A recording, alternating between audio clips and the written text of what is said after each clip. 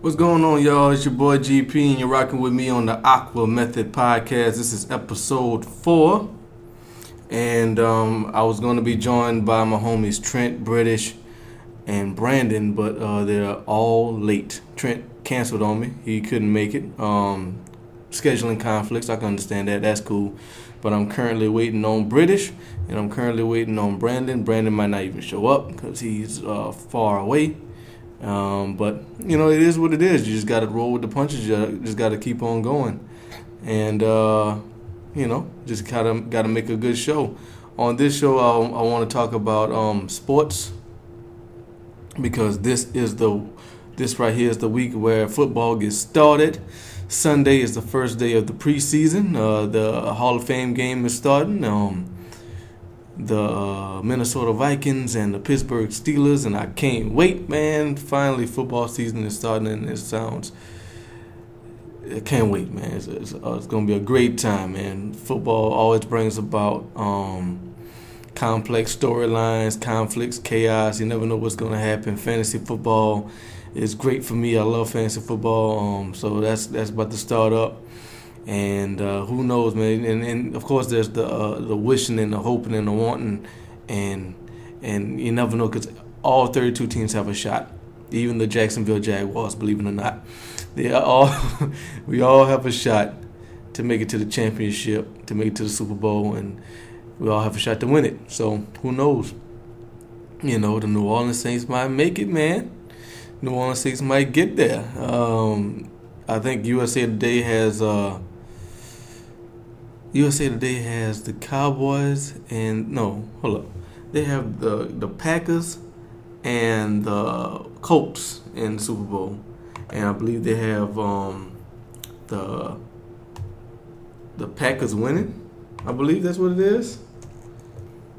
Yeah, Super Bowl 50. Can you believe it? Super Bowl 50, man. And USA Today has the Packers winning it, I think. The Packers. Yep. USA Today has the Packers defeating the Colts. No point spread. But the NFC playoffs, they got the Rams beating the Panthers.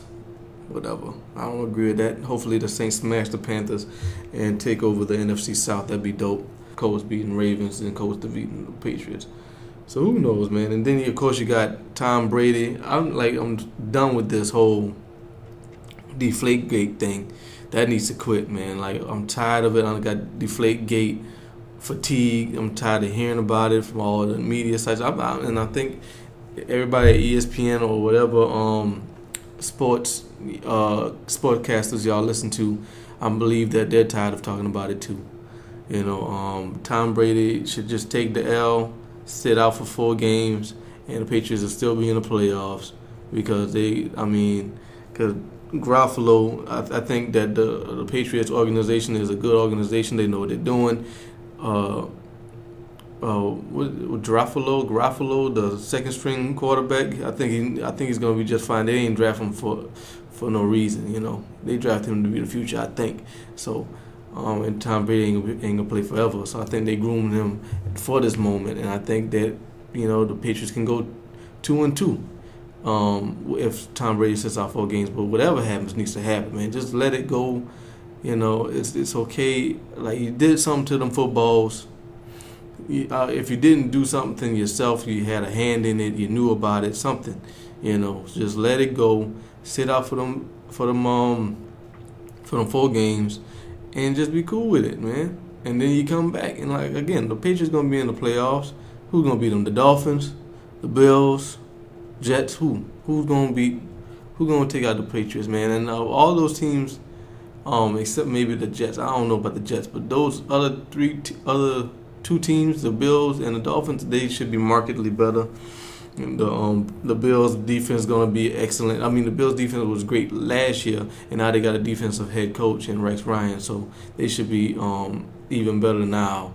And the Dolphins should be better too. I think Tannehill doesn't get enough credit. I think he's all right. Colin Cowherd, when he was on the radio, he would say Tannehill's not that guy that's going to win a Super Bowl. He's never going to win a Super Bowl. I don't like that. You can't say that. You never know. I mean, anything can happen in the NFL. You know, an injury here, a suspension there, you know, an interception, a fumble. Anything can happen, you know, and all 30, that's why I said at the beginning of this podcast, all 32 teams have a chance to win the Super Bowl. All 32.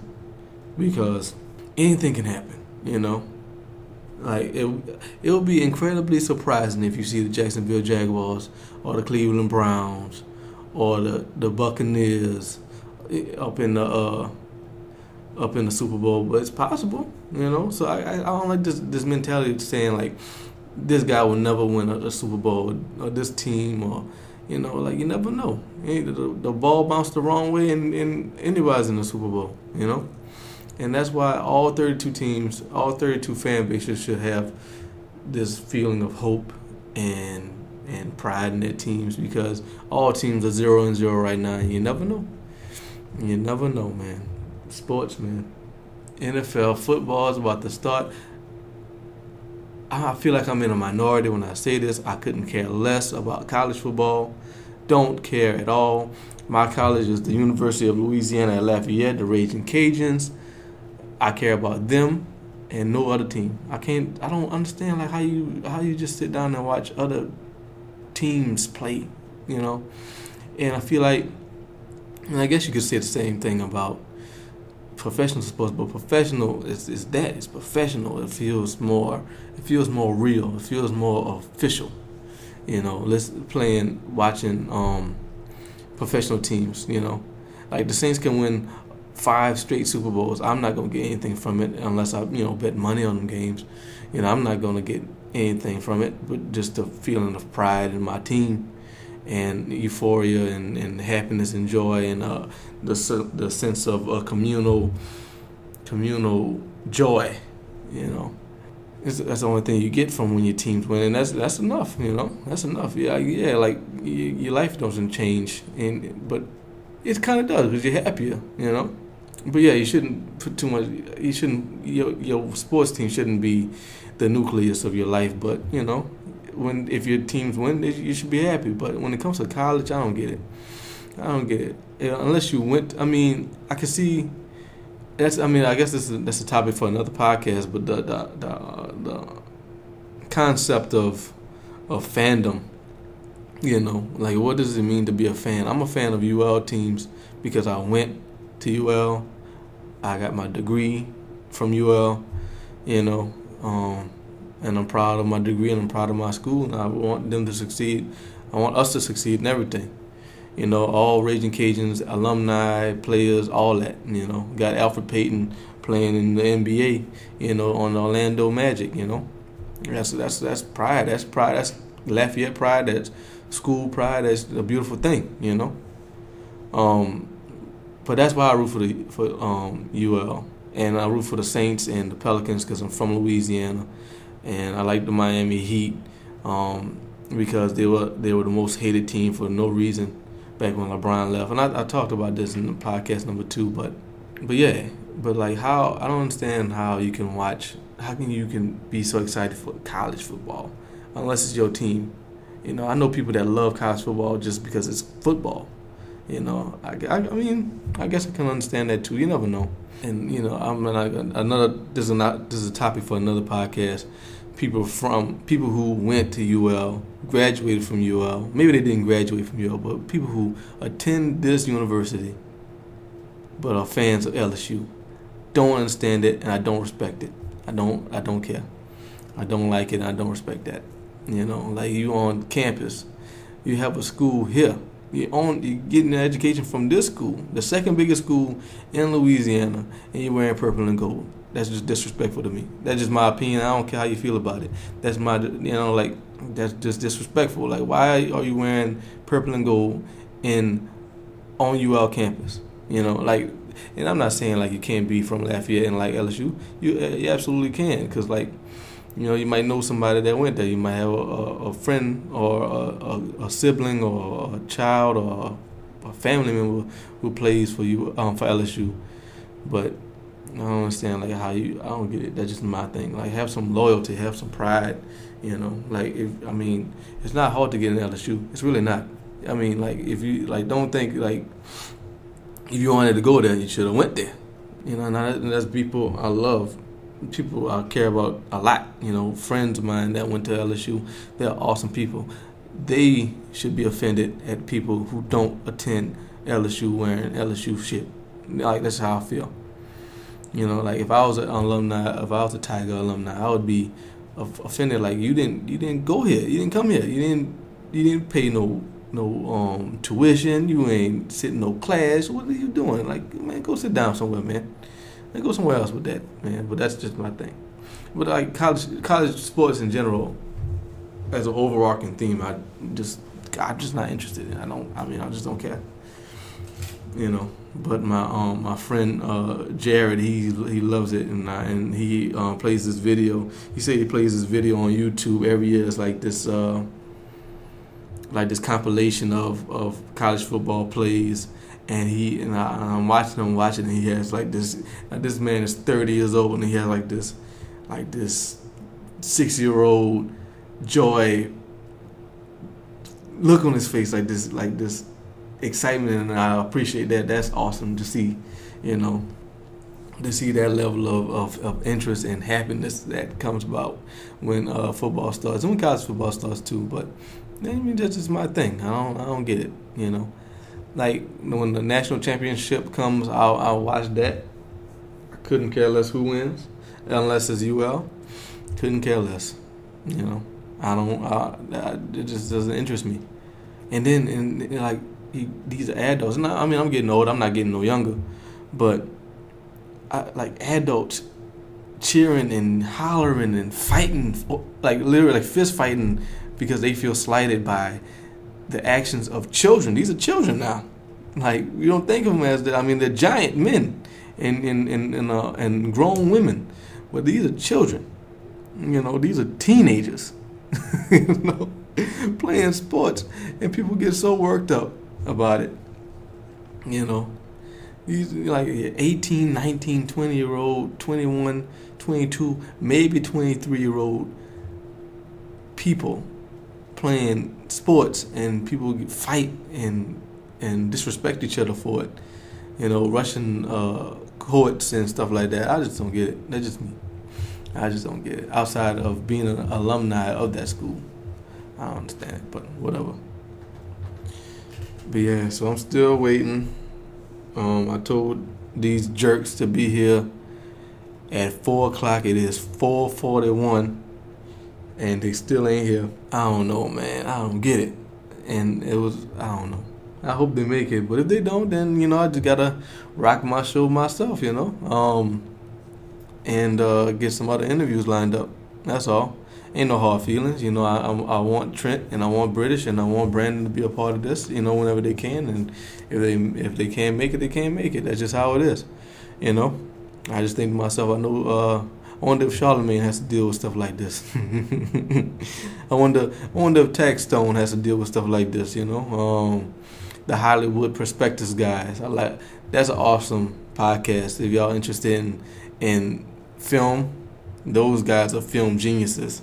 Like for real, like you need to check them out, and they are very articulate and very verbose in their vocabulary. So you should really check them out. They're awesome. Hollywood Prospectus is very dope, and they don't play around, man. They go really in depth with their analysts. Analysis. I say analysts with the analysis of films and TV shows. They really they talk about True Detective a lot. That's a show Brandon likes. He tries to get me into it, and I'm like, I'm not interested. I don't know. It's on HBO, and I'm not interested. HBO's slacking, by the way. HBO's really slacking to me, in my opinion. Ballers is trash to me. Ballers is garbage. Like the actors, the acting is just horrible. Like it's very stiff and wooden, and I feel like I'm looking at a live table read. Like I don't believe the relationships. I don't believe these people. I think The Rock is great. The Rock no disrespect to The Rock, he's awesome, and he's done a lot, and he's very successful. But The Rock should not be the best actor ever on any production.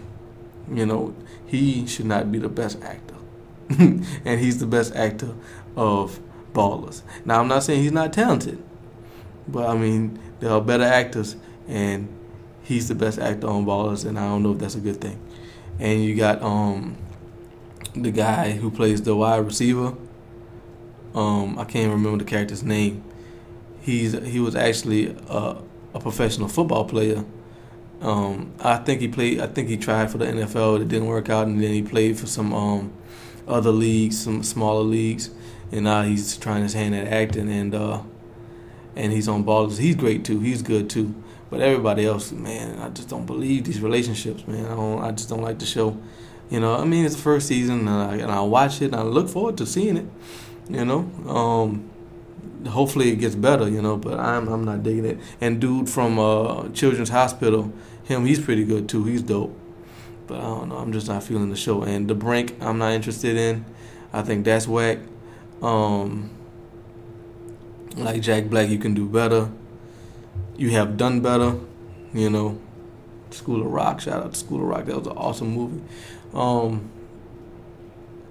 But Jack Black has done far better, and I think he's wasting his talent on The Brink. So yeah, HBO, you slacking, man. We need Game of Thrones to come back, or resurrect Nucky Thompson and bring back Boardwalk Empire. You know what I'm saying? That needs to come back. That was a fantastic show. Or Marlo Stanfield needs to make another run at the streets of Baltimore because The Wire was great. And then I think The Leftovers is coming back. That was a creepy, weird show. I don't think I'm going to be a part of that when that comes back. Summertime TV isn't that good to begin with generally. It's just a slow time for television. But television is changing now. I mean, I think everybody's getting a box and everybody's getting this on-demand service, and I believe that's just gonna be the new cable. People are gonna stop buying the Cox and the Direct TVs and the Dish networks and all that stuff. People just gonna get their own boxes, and I think ABC's gonna have a box, and it's gonna be like a Netflix, but ABC Netflix, and it's gonna be a NBC Netflix. But the only thing that's keeping people that's still on TV is sports to me. And when Netflix, or if Netflix can get like a sports package, it's over. It's over for these networks, man. These networks are paying hand and foot and tooth and nail. They're fighting tooth and nail for these sports packages, and they better hold on to them. Because if Netflix or Amazon with the Kindle or Hulu or whoever can manage to get their hands on sports programming, on professional sports, NFL, NBA, NHL, MLB, MLS, even Canadian football, the CFL, it's over, man. This game over. Because that's what's keeping people on, the cable. You don't want to watch, and that's the last frontier. Because you gotta be in the moment if you want to watch sports. You have to be there. You have to actively participate in the viewing of sports competitions, because if you miss it, you're gonna find out about it on social media. You're gonna see it. There's no secrets anymore. You can't DVR that. I guess you could, but by the time you get time to DVR it and get to your to wherever you're gonna watch it at, you know the score. Because you've been told it 100 times, And I hope I get some participation from my listeners to the Aqua Method Podcast. I appreciate the people who have listened to it so far. I haven't gotten that many views, but I'm not expecting 1 million views off top. I don't think that would be wise of me to expect 1,000 views off the first few episodes, but I hope that y'all stick with me, and I hope that y'all like it, and I hope that y'all bring more people to watch it. And if you're a sponsor, I'm looking for sponsors, advertisers. I have no problem reading your advertisement. Shout out to Bill Burr. I'm trying to be like him. Get this ad money. But hopefully y'all stick with it, man. Because I'm gonna stick with it. I'm gonna keep doing this every week. I kind of want to do it twice a week if I can get these interviews, to actually show up, man. But it's all good, man. I understand things happen, and British might have forgot because I text him. And he ain't texting me back, And Brandon might come, but he's gonna be late. But it's all good. I'm gonna keep rocking with y'all. If y'all keep rocking with me, man, I appreciate everybody that's listening. Yeah, that's a bunch of stuff I want to talk about with them. They just not here. Like, what's going on? I still call them jerks because they're jerks. A bunch of jerks, man. Why is fantasy football illegal? Not fantasy football, but like sports betting illegal. All the sports, all the sports leagues are trying to get that, because people betting on it anyway. It's not like you're gonna go to jail for 100 years, but it's stupid. It shouldn't even be a fine. It shouldn't even be a citation or something. Just let people bet on sports, man. That's what makes sports great. If you don't hurt nobody and you don't hurt yourself, do it. That's how I feel about it. Because I love fantasy football, man. It's a lot of fun, and I don't understand why you're doing it if you ain't doing it for money. I ain't saying $1,000, $1 million. If you got it, then go ahead and bet it. But if you just doing fantasy football just for fun, that's like Dungeons and Dragons, man. That's some real nerdy stuff right there, man. I don't know. It takes a lot of you got to invest yourself, because like I'm competitive. I want to win, even if I was to do it for no money. I want to win, so I'm gonna invest myself just as much, and then I'm gonna have this cognitive dissonance, just thinking to myself, why am I investing my time in this thing if there's no payoff? If you don't play for money, play for jelly beans or something. Play for Skittles, sunflower seeds, Pokemon cards, whatever. Play for something. One thing that's been talked about, like one thing I've been thinking about, like I don't want to get my homies in on this. How y'all feel about emojis? How y'all feel about? Because me, I'm anti-emoji, and I'm gonna be anti-emoji forever. And it's cool that iPhone, I guess they partnered up with the people who made emojis, so it's not a third party thing. Like it comes straight on the phone, and I'm sure it comes on Android phones and stuff like that. That's cool, but I feel like men shouldn't use emojis. That is for the women and for children. Let the little kids, the teenagers, want to be cute, because they don't know how to use words. Let them use that. And women want to be cute and be creative and be sexy and all that stuff. Let them use emojis. Grown men shouldn't be using cute little symbols when they want to say something. And it'd be funny. You'd be seeing on Instagram and on Twitter, like these quote unquote air quote gangsters will use emojis, use the gun emoji and the bang and the 100 and the fist and all that stupid shit like that. Like, come on, man. That's silly. That's for children, man. What kind of gangster are you, man? Like, I believe, like old gangsters, like the Ice-T level and Ice Cube age gangsters, like the real gangsters, they looking at these Twitter gangsters with their emoji threats and be like, what are you doing, young man? Cut it out, man. You're embarrassing everybody. You're embarrassing whatever set you claim, whatever nonsense. You're embarrassing yourself. Stop that. But not even just gangsters, though. Just like all men who use emojis. Like, what are you doing? What are you doing, man? What you doing that for, man? Use your words, man. You're a grown man. Use your words. Like the cute little symbols, that's for the kids and for the women, man. Man, and only certain women, like women my age, like like from 18 to like 39, can use emojis. Like after a certain point, when you start when your kids start going to college and stuff like that, stop using emojis, man. My mom sent me a text with an emoji. I'm like, what are you doing, mom? You're in your mid-50s. Like, cut it out. Like, cut it out, man. Like, use your words. Like, it's a certain decorum and maturity that comes with the written word, and like, don't use emojis. Like, the worst I do is the colon. Is the colon parentheses. That's it, man. That's all you're gonna get from me, man. And I understand. I mean, it kind of makes sense because when you're texting, it's text-based formats, text-based communication, so people can't get your nuances and they can't get your emotions. They can't hear your voice. So depending on how the people think of your voice and what they interpret, and based on the context of the conversation, a happy text can be taken as a mean text, or a happy text can be taken as or angry text can be taken as a joke.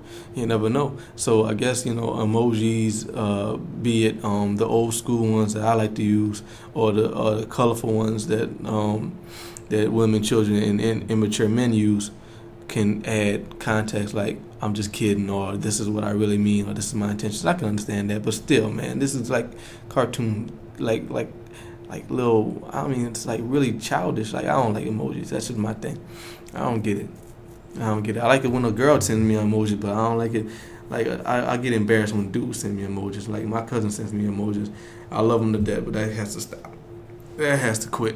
And I told him that. I mean, that's just my opinion. Man shouldn't use emojis. That's just me. But yeah.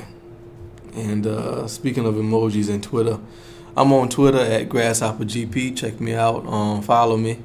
So I appreciate the support. I appreciate the support on the podcast and the music and all that stuff. I really appreciate every view.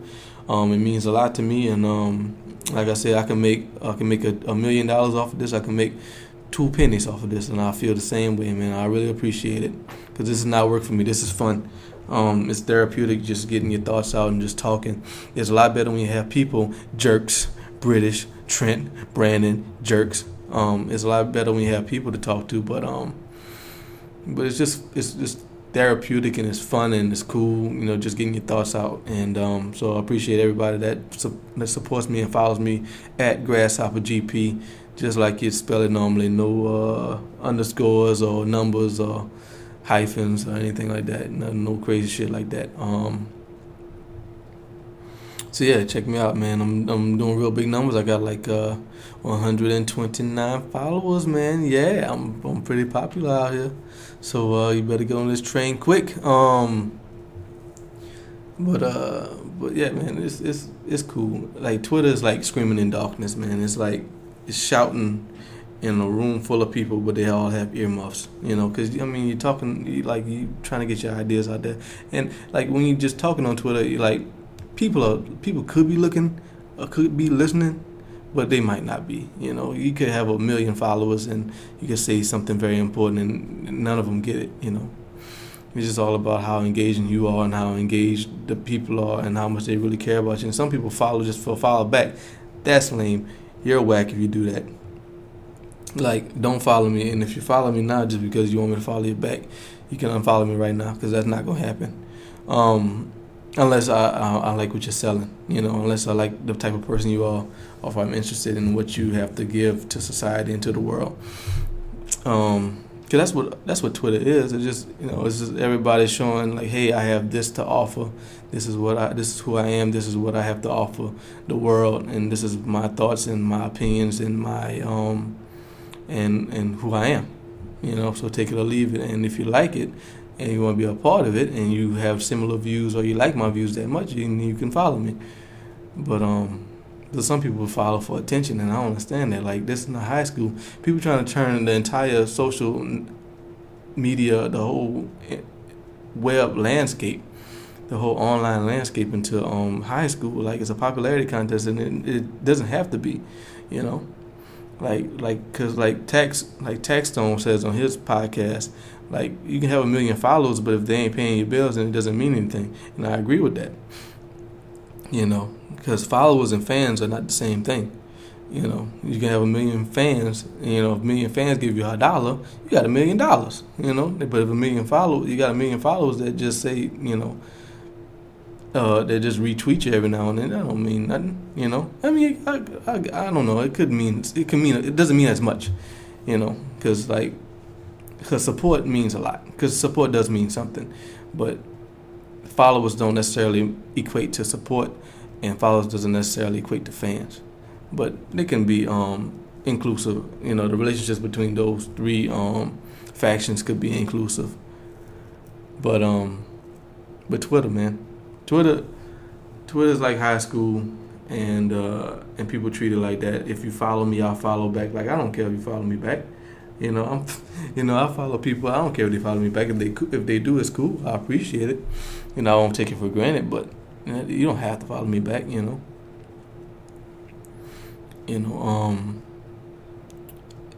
I just believe that you should treat people on Twitter the way you treat people in real life. Not saying you shouldn't be scared. Like, people aren't going to come and attack you. People aren't going to come and attack you if you disrespect them, but you shouldn't disrespect them to begin with. Like, if you don't like somebody's music, you can say that. Ain't nothing wrong with that. But you ain't got to call them out their name and just start berating them if you don't like their music, or if you don't like their movies, or if you don't like their comedy or their books or whatever, or if you don't like their opinion or their news, their journalistic style or whatever, whatever it is that they're selling or they're promoting. If you don't like it, you could express that. You can even at them and express it directly, but you ain't gotta be mean about it. And I find that if you treat people with respect, if you treat people the way you treat people in the real world, when consequences are right in front of you, then they'll treat you real respect also. Because I follow this guy named Manolo Rose. He's a rapper from New York, and he's I don't know how long he's been doing it, but he's gaining some steam. And I wasn't really interested in him until I heard the song called Gun Fu, and it was featuring this guy named Keith Ape. Keith Ape is a South Korean rapper, and I don't know how much English he knows, but he doesn't rap in English that much. And but I thought it was interesting that Manolo Rose had a Keith Ape song, and I really wanted to know how did this man from New York link up with this guy from South Korea.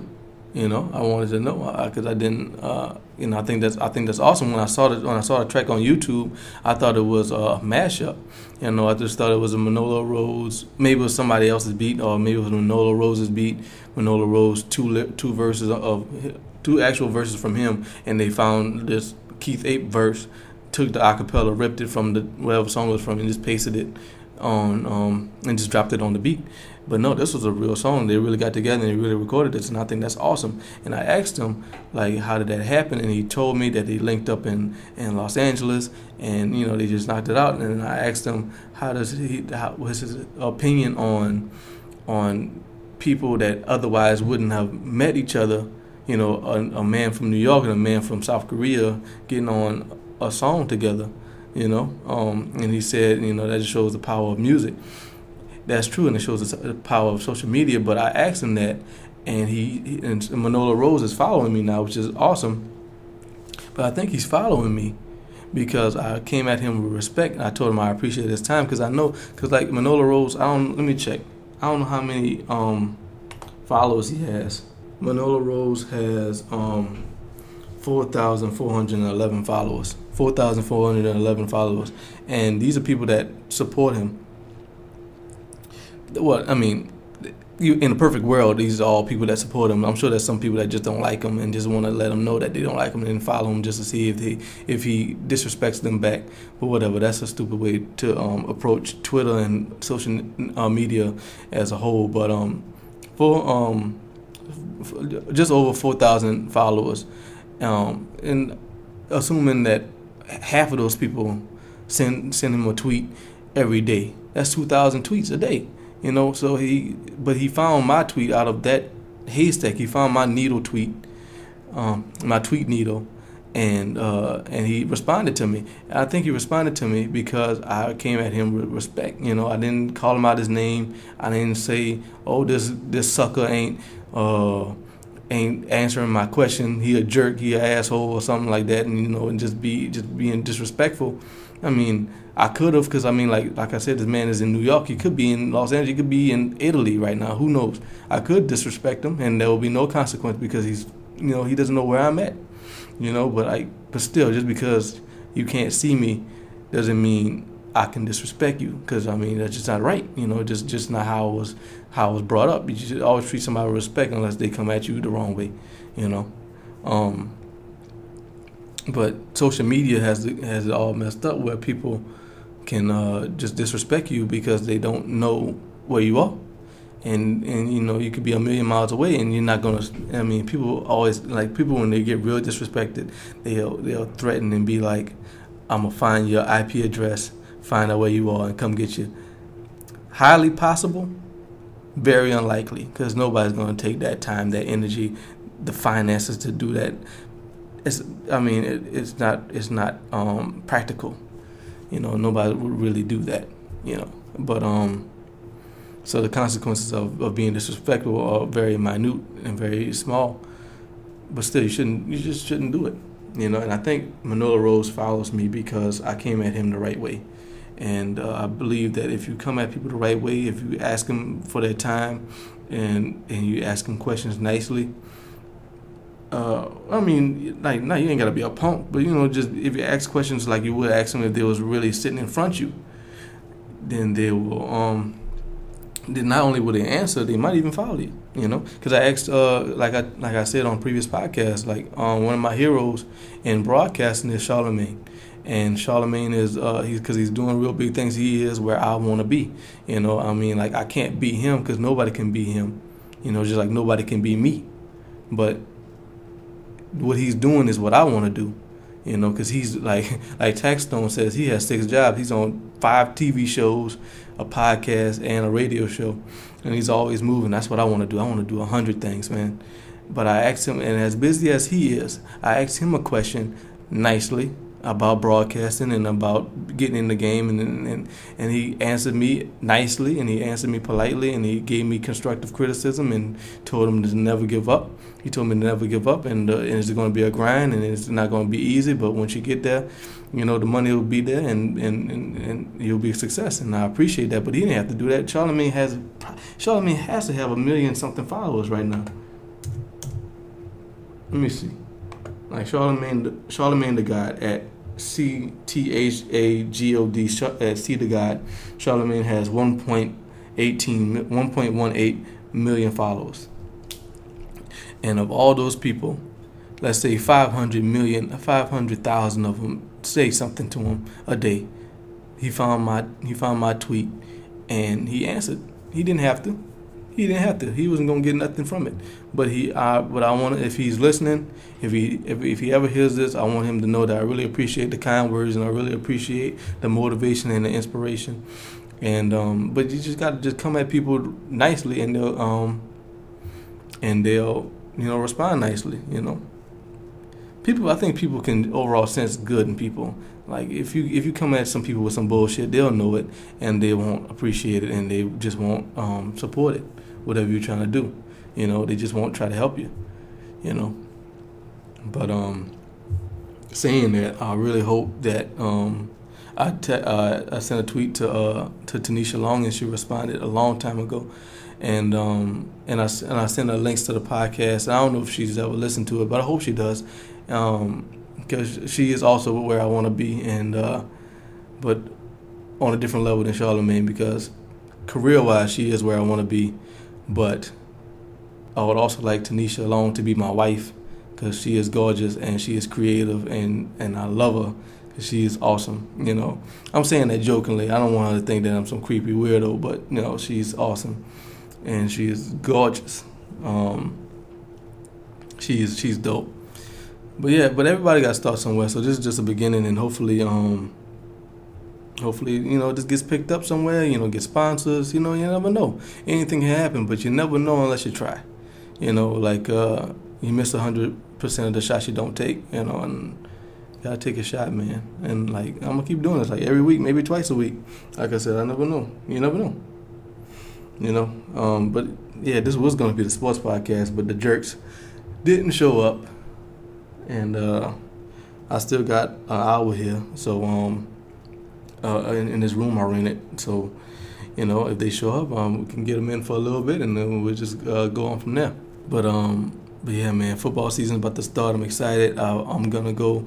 I plan on seeing the Saints play the Falcons in Atlanta. hopefully that's because I've never been to Atlanta. I really want to go. Hopefully that's a good game. It should be a good game. It's a divisional game. Saints and Falcons always play each other hard, and should be a good game. But fandom, man, like going back to the fandom conversation, just thinking about one thing I refuse to do. Another thing I refuse to do is wear a jersey. I'm not having no another man name on my back. Just to me, that's just weird. You know, like you got another fella's name. That's a dude. That's a human being. That's a, you know what I mean? You know, like you ain't getting no money from this man. Like, you know, he ain't getting no. So I don't know. That's stupid to me. I don't wear jerseys. You know, like even if somebody had my last name, just happen to have the same last name as me, I'm not wearing your jersey. You know, that's just weird to me. I'll wear a Saints logo 100 days, 365 days a year. To each his own, you know. Can't knock the hustle. You know, and the NFL is making a lot of money on these jerseys, so it is what it is.